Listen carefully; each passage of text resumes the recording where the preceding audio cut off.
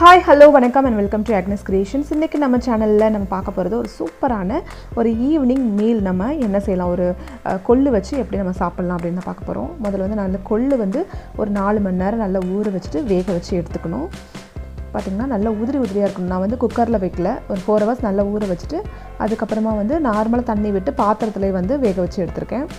அப்புறம் நமக்கு தேவையானது வந்து குக்கும்பர், அதாவது வெள்ளரிக்காய் சேர்த்துக்கலாம், அப்புறம் வந்து கேரட் சேர்த்துக்கலாம், அப்புறமா வெங்காயம் தக்காளி சேர்த்துக்கலாம்.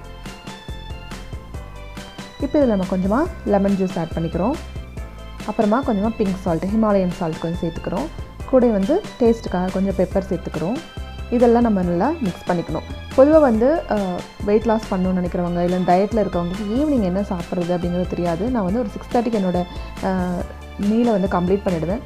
ஸோ வந்து குழந்தைங்களுக்கோ வீட்டில் இருக்கவங்களுக்கு வந்து கொடுக்குறதுக்கு ஒரு ஸ்நாக்ஸ் மாதிரியும் இருக்கும், நமக்கு வந்து ஒரு மீல் மாதிரியும் ஆயிரும். 2 in 1 இது இருக்கும். ஸோ ரொம்ப நல்லாயிருக்கும்.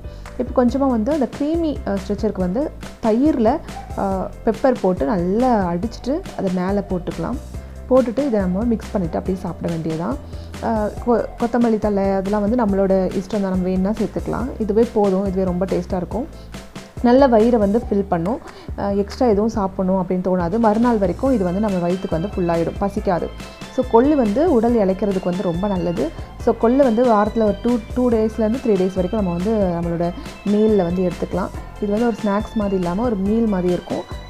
கொள்ளு இந்த பயிர் நம்ம சாப்பிட்டதுக்கப்புறமா இந்த மாதிரி ஒரு மின்ட் டீ, க்ரீன் டீ கூட மின்ட் டீ இல்லை லெமன் டீயும் எடுத்துக்கிறது வந்து ரொம்ப நல்லது.